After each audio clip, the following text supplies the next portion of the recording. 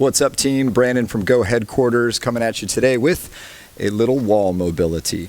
So you don't need any equipment for this today other than some wall space. If you are at home, I'd recommend maybe kicking the shoes off just so that you don't do any damage to your walls. Don't want to scuff up the living room area.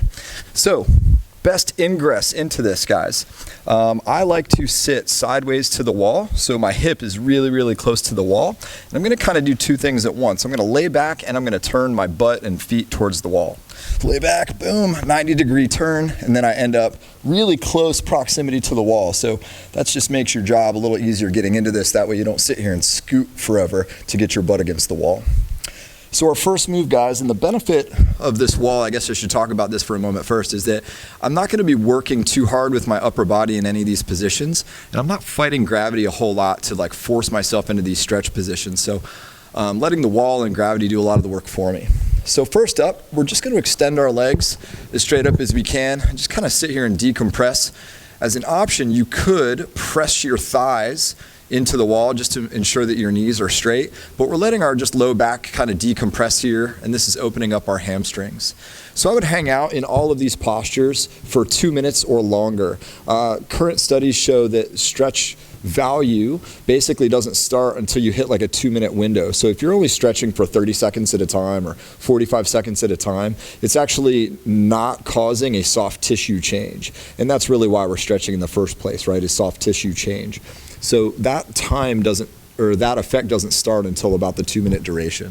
So, and this is a way to do this in a really relaxed state by just hanging out against a wall.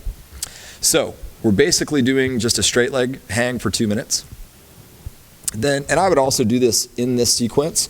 You could obviously mix and match the sequence of things I'm going to show you today, but I like this sequence for certain reasons. So now what we're going to do, guys, is just the splits. So I'm basically going to let my legs separate apart as wide as they can naturally go. Now I'm not going to force this, but already just on a mild drop, right, gravity is separating my legs for me, as opposed to if I was doing like seated straddle where I'm having to spread my legs on the floor and forward fold. I'm really having to force my legs apart and everything. This gravity is just pulling the weight of my legs down. Let your feet flop as well. Don't worry about holding a certain rotation here because that's going to turn your muscles on. I say turn that off, and I don't care which way it flops. If one falls further than the other, cool, just let it go, guys. So we're feeling hamstrings, and now we're feeling groin muscles or adductors. And again, you could push if you wanted to ensure that your knees are straight. You could also keep adjusting with your arms as needed, right? So again, just doing the splits, 2 minutes here. Now coming out of this one, I like to use my arms to assist to help close my legs back off. That way we're not firing those muscles that we just stretched out. Now we're going to come down into basically the bottom of your squat position. So I can use my arms to assist, but I'm going to try to get my heel just here to the outside edge of my butt. All right, so I'm kind of pulling my legs down into this deep squat. Now you can, I'm going to show you kind of two variations. One variation, I'm already doing it, which is basically doing nothing. So I'm in a very deep squat. This is basically what your squat position should look like when you're doing a squat on, in the standing position. So my feet are flat, my knees are out, my back is really straight, and my chest is up, right? So I'm not rounded over. So my squat mobility should allow for this position. Now the variation of this, guys, is to put your arms inside your legs and then separate your hands, which separates your knees, right? So it's kind of like doing knee push-outs, which you've maybe seen in some of my other workouts. So you could do this by pulling with your hands. You could get here some different ways. You could do prayer hands and kind of pull your heels of your hands down towards your feet, and that separates your knees as well. I personally just do this.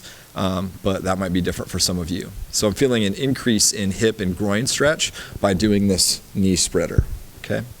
So two variations there of the squat. Then that leads us nicely, especially if we did the knee spreader, into our butterfly.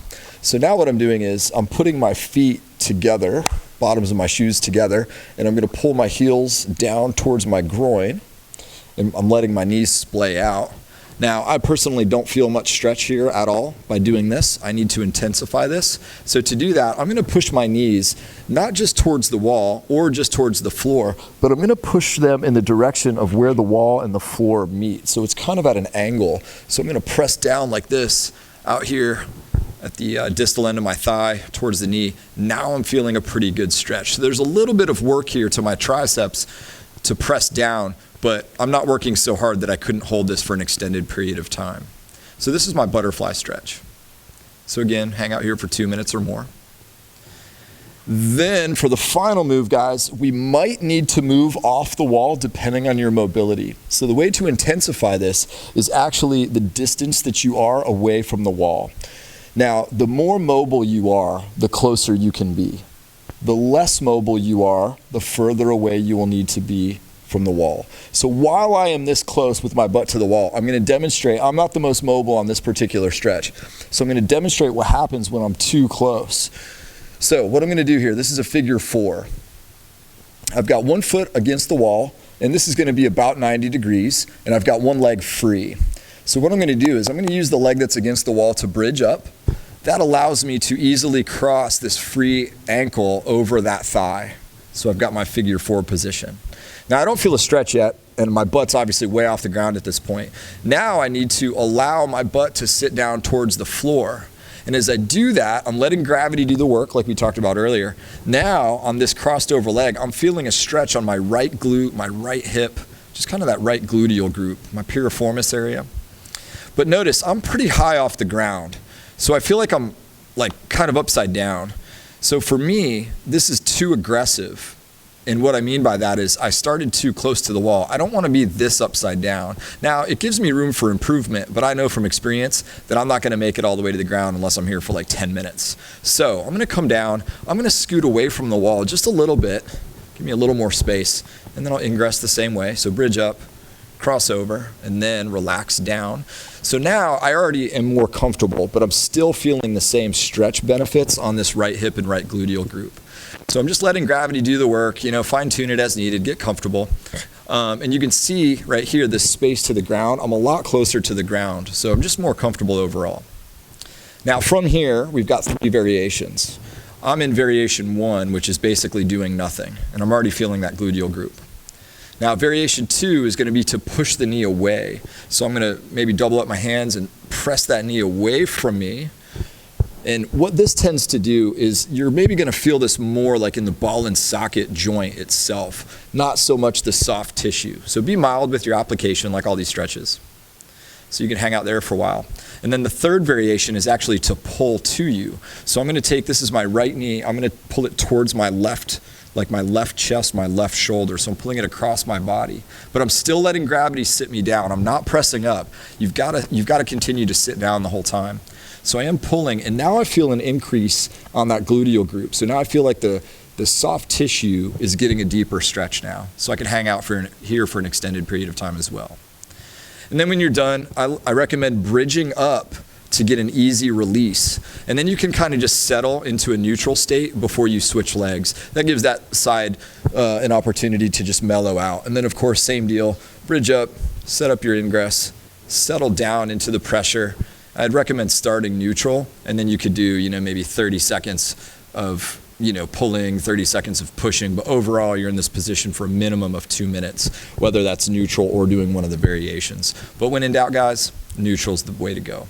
One little tip to this, if anyone has knee pain, because we're kind of twisting that leg, we're kind of torsioning that leg sideways, if you experience any knee pain doing this, number one, you can back off and not do the stretch. But a way that might get you through is to take your toes and flex them up towards your shin or towards your knee. And that dorsiflexion will kind of activate and stabilize that knee a little bit. So you might be able to get the stretch done by doing that dorsiflexion. All right, so that's a little tip. And then, same thing, bridge up to release, and then just kind of settle down. I personally, the way I get off of this routine, guys, I've now created a little bit of space away from the wall, which makes my exit a little bit easier. I like to finish with something like a gentle knee hug with both knees. This is just nice and neutral and it's symmetrical. We just did a single-sided move, so I like ending on something that is even. And then, because I have space between my butt and the wall, this leaves me room to just do like an easy rollout, and then I can kind of climb back up to my feet, maybe do 4 stretches off to the side or something like that to cash out. So that is one of my favorite wall routines that I use out with my clients all the time in the gym. So if you want to spend 10 or 20 minutes just on a wall, you could sit there and play on your phone for 5 minutes at a time while doing these. And pretty easy routine, but your hips and legs should feel pretty good at the end of that one. So give it a try. Let me know how it goes. Stay safe, stay fit. We'll see you next time.